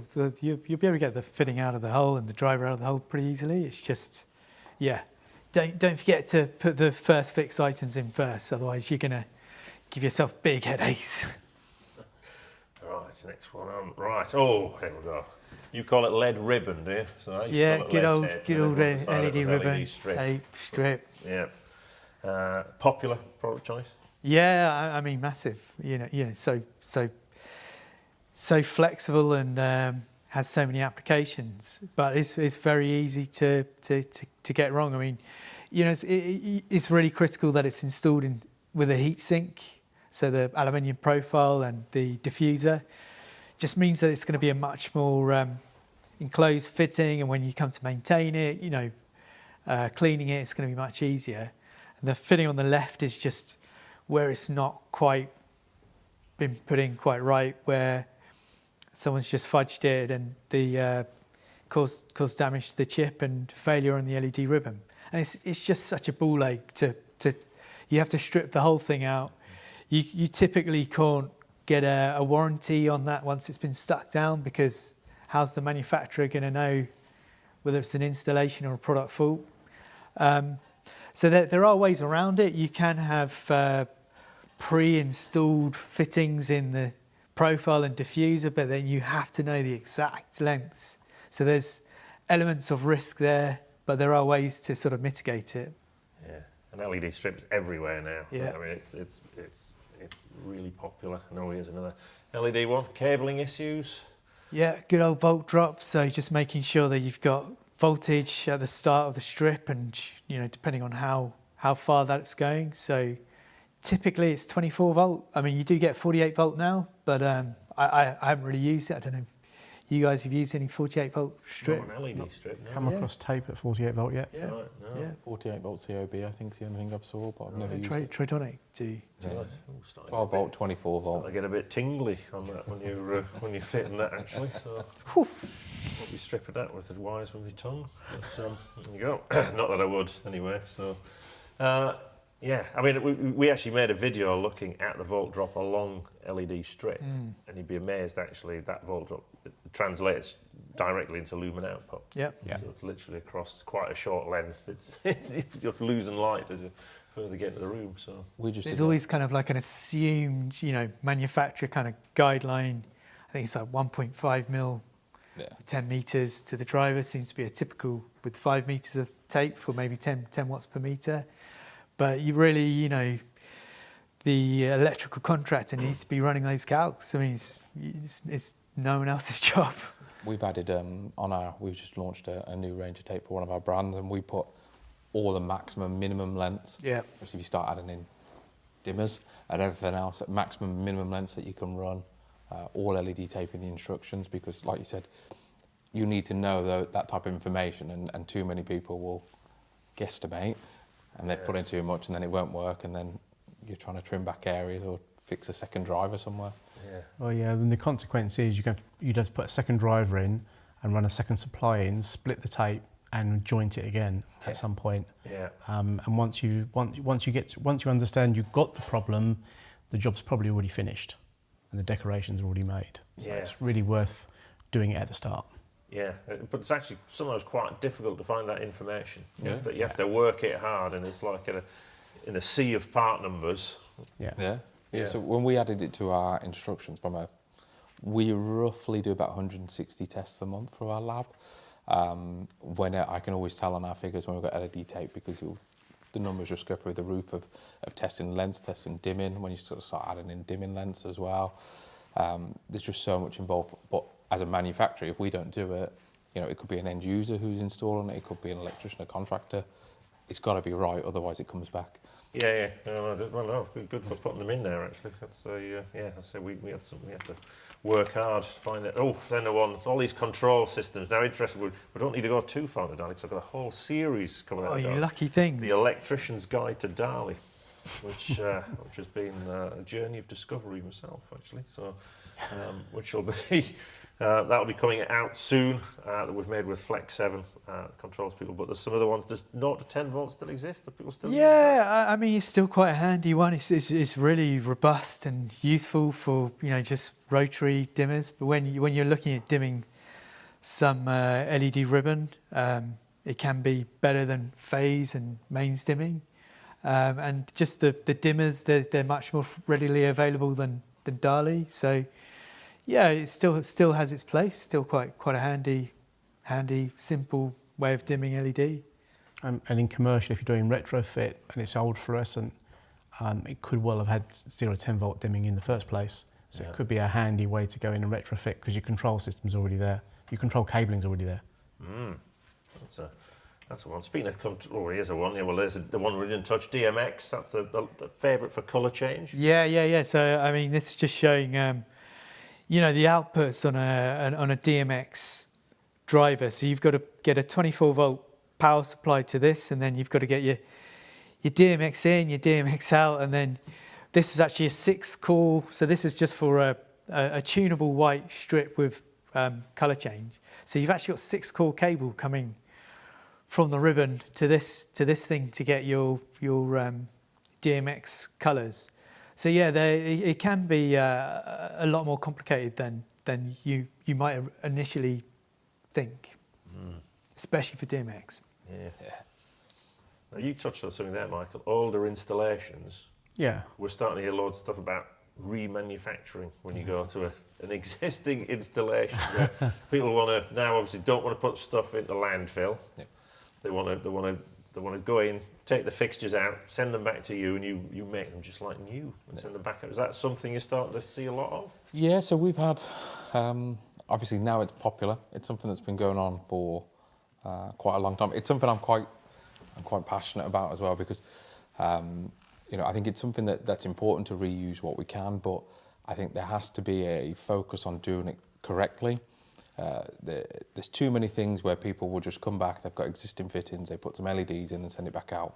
Photometrically it's changed, thermally it's changed. All through that process there would have been a whole design process to get that right. So I think for installers, for manufacturers particularly, it's about us signing off photometrically that fitting is fit for purpose, as well as obviously to various standards. There is a new standard coming out for remanufacturing later on this year, maybe next year, which should hopefully tidy some of these things up. But we're doing a project in so it's a home in Holland Park, and they've got, I don't know, like 120 Lucent downlights, and Lucent are quite an expensive brand. They're just MR16, and we just said, yeah, you could just put a GU10 in it, but it should be okay. But so because everything's brand new, all of those fittings have had to be sent off to be stripped and then repainted. But the process of doing that, magnets get lost, and so to actually do it is quite labour intensive and actually quite expensive.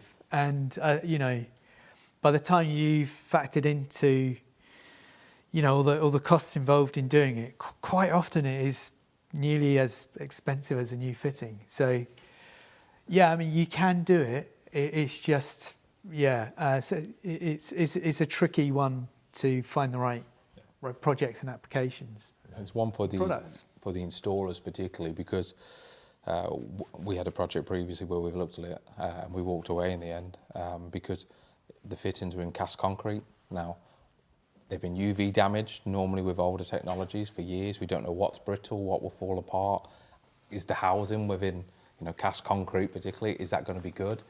And although as a manufacturer we take that risk on, it's ultimately going to be the electrician, the installer, who's got to try to take that fitting delicately. It's not going to be a quick install and a quick uninstall, if you like.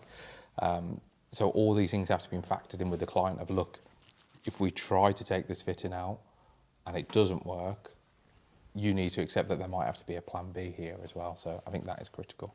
It's got a whiff of Trigger's broom about it, hasn't it? It's got this light fitting's only had 2 new bodies, 3 light engines and 5 drivers. It's as good as new. So yeah, it's true. And there's probably, if you've got loads, there'll be one that you can't salvage, isn't there? Yeah. So if they're 20, 25 years old, yeah. You can 3D print certain things, but you have to make sure, obviously, if you've got emergency in there, they're going to pass glow wire testing. So you still have to build it to make sure it'll, because you're remanufacturing the product, you have to at least make sure that it's going to be correct. And yeah, it's still got to pass all those standards. Yeah. Yeah, which is, well, good luck with that, Dan. Let us know when you've got some... That's it. But are clients asking for it? Is that sort of... We definitely get asked a lot. I think, we've done the Foreign Office, the Treasury before with stuff like that. I think it's becoming more... Retail was a big one. I've got existing trunking systems. Can you make me something that will fit into here? So it's becoming more and more prevalent that people are probably thinking more about their existing and where they can reuse it, I think. Yeah. But it's not easy for people. It's easy if we remanufacture. Obviously, there's a desire for people to take fittings back and then remake them into something else. But it's really hard to kind of get that value back into the product, as you mentioned, because it's actually a very labour-intensive, expensive thing to do. Yeah.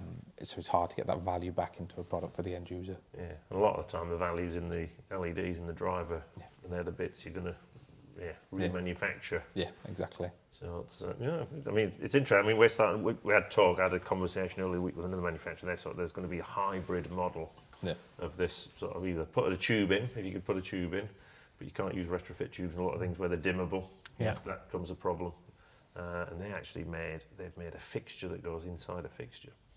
Okay, yeah. So instead of putting the it's magnets. So stay tuned for that one. But I can see there's a lot of, obviously some fixtures are really, there's a lot of value in the mechanics, isn't there? Those like big vandal resistant fixtures and things like that. Stuff like that, then it makes sense. You know, the carcass of those fittings, they are designed to last. There's always a question of if you change that fitting, does it lose its certifications? Yeah. But, you know, I think you'll see a lot of companies with those fittings, it's a very simple modernisation of an existing product for a body that's built to last 30, 40 years. Yeah, it can be challenging. I mean, thinking, you know, job you'd probably take, what you're going to do, you take all the fittings out, the client's lost all the lights. What do you remanufacture them? Yep. So, yeah, building site harness, that's what need to be in, and selling them and stringing them up, so that's good. Right, I've got another one. Budgets, let's talk budgets. Let's have a look here, Rick. We've got them. So it's you know, a classic conversation as to why it is that you have certain fittings that, you know, you can get off eBay, which might be £1, and something that might be on one of our specifications is more. In our view, the sort of biggest values in that sort of product or the fitting is to do with the colour rendering, macadam ellipses, and the heatsink. Yeah. So the bit that matters, the lighting bit. Yeah, absolutely. Yeah. So I guess you buy chips that sort of earlier. It's the same with light sources. If you there's usually a reason for the value. Yeah. But yeah, unfortunately, some people don't realise, do they? So, until it's too late. Right, colour temperature.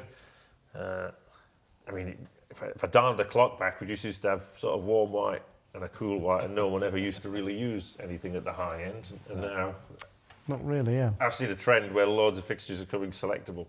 Yeah, it's very popular now. Yeah, you've got quite a few samples there, haven't you? Yeah, but that seems to be it. I've seen it. We see it now in everything. We see it in downlights. We see it in bulkheads. We see it in linears.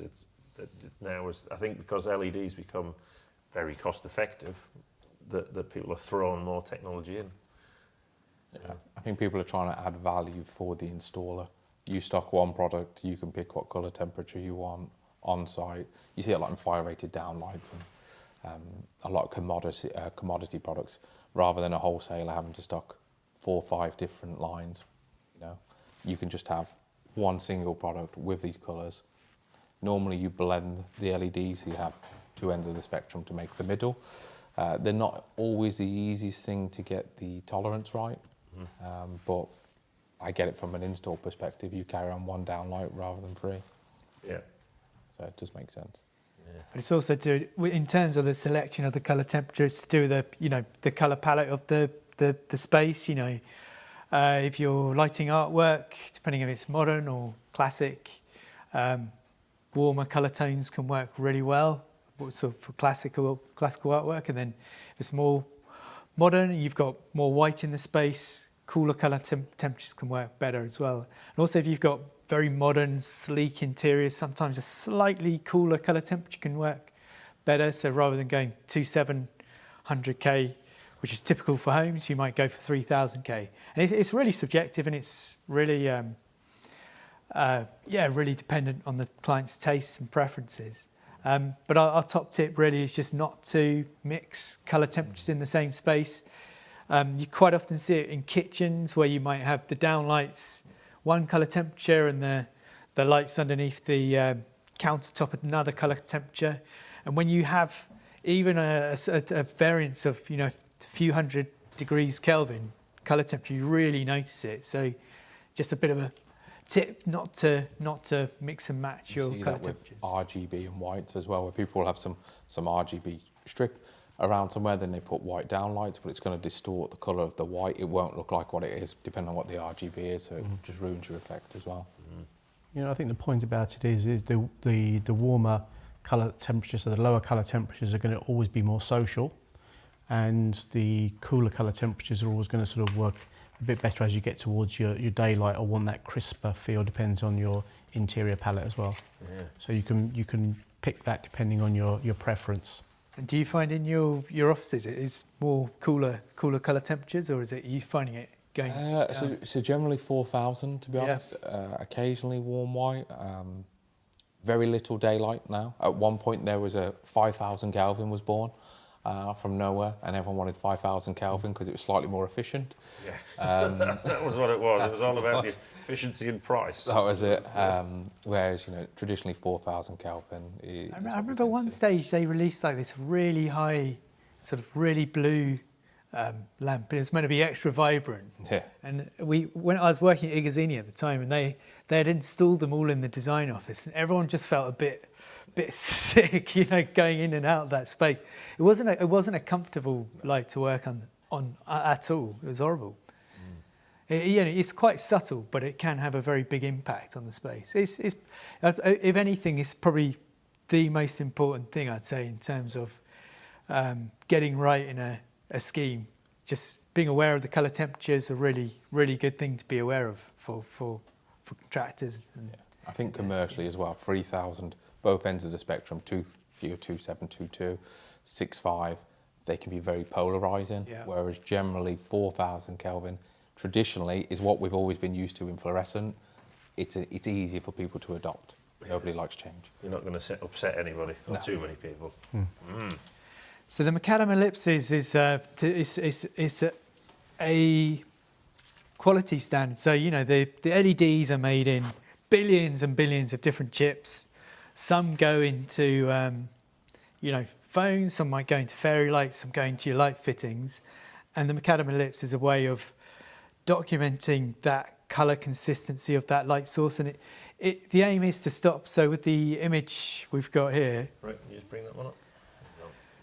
the aim is to stop this sort of different variations in the colour shift of that colour temperature. So you see the one in the second from the left, it's got kind of a bit of a pinky hue.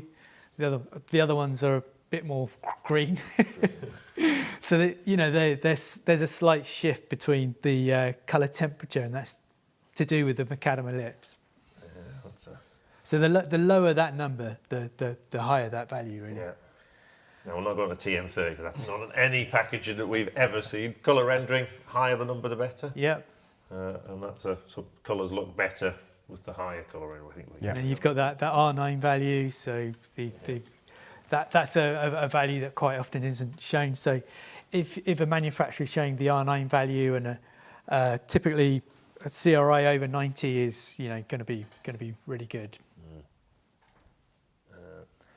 Light levels. Where do you get light levels from? You just make Good them old, up? yeah. So out of the ether, we decide SLL guidelines, any SIBSI guidelines, they're all there and readily available. And you know, it is a big part of what we do, and I think a big part of what most lighting designers do, which is making sure we get the right lighting levels. I mean, for residential, we tend not to do lighting calculations. It's kind of they tend not to have a budget for doing going into that level of detail. But for commercial projects, definitely offices, exterior stuff, we have to calculate it to prove compliance, and especially for Mike's sports stadium stuff.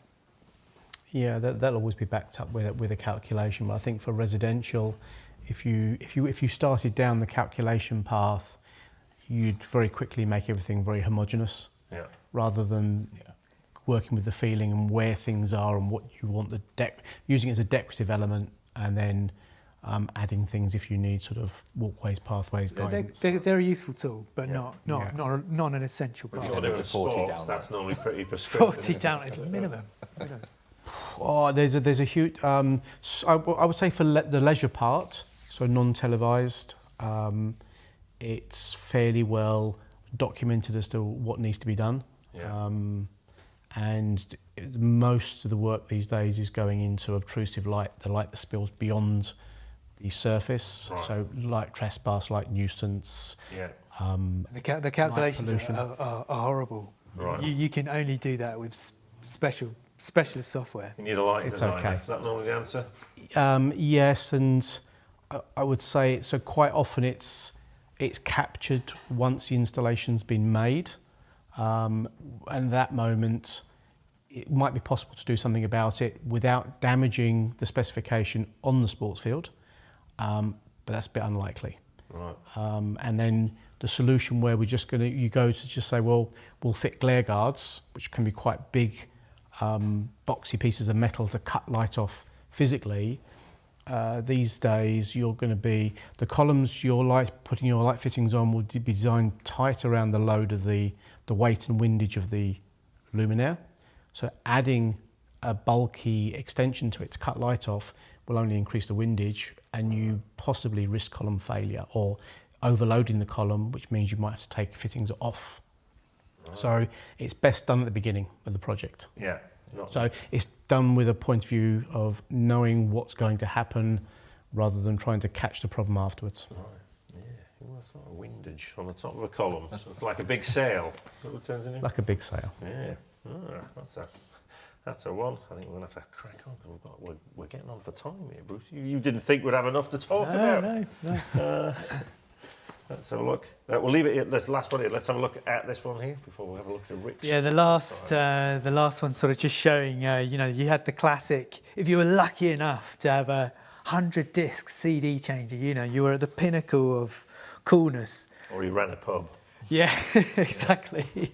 And now that's just been wiped the floor by Sonos, and there is an argument that there is intelligence and the technology is there to do a similar thing to BMS systems like Lutron or Helva.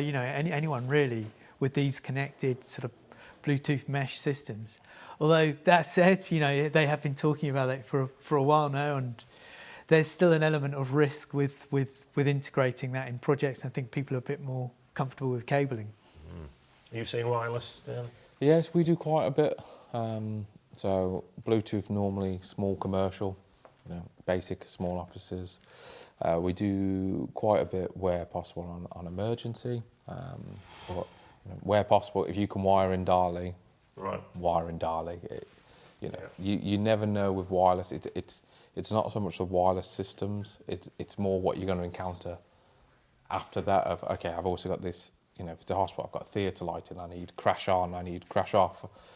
It's all the supplement things that get added in through the project that then you need to try find a solution for. Whereas in Dali, most of these things are relatively straightforward to do. Yeah. So we're still with wires for a bit. Speaking of wires, Rick's got a wireless vacuum cleaner across in Rick's tool time. Let's have a quick look over there and see what's doing. And someone gets to call a tool from a Rick's tool time.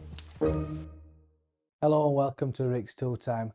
This week there has been a massive push to clean up the eFIXX studios in preparation for this week's live. And so we weren't restricted by that pesky power cord, we opted to plump for a battery powered option.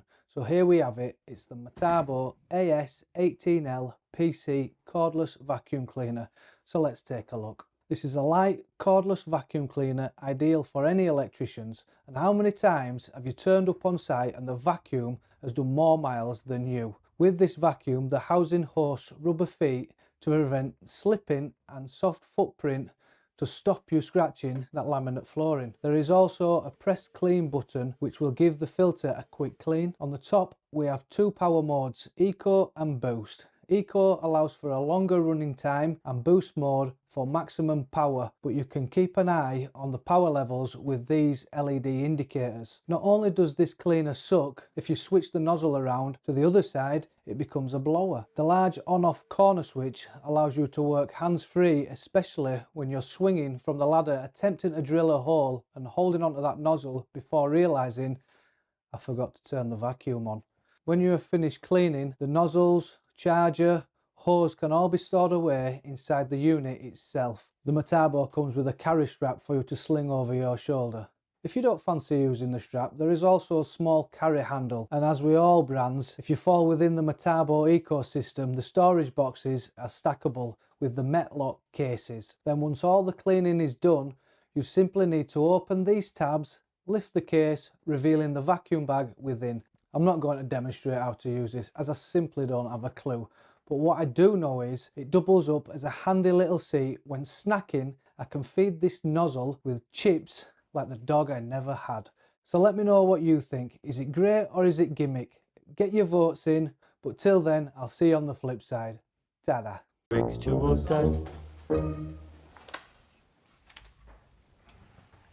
Oh, there we go. Now, I guess the question now is what do the audience think? They think it's gimmick or good, Rick? And while we'll do that, we'll summon down the tool from above. Bruce, you know the words. Is that something like that? Yeah, getting there.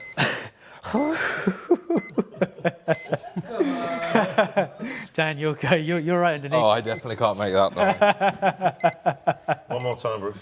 Come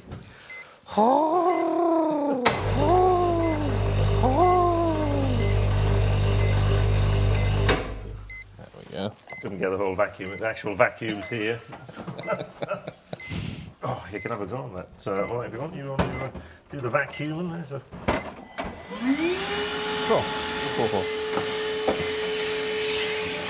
Plenty of dandelion stuff being blown around this week. Well, Pretty good. yeah. There we go. What's the verdict from the comments? Let's have a look at. Have a look in here. Waiting for them to catch up.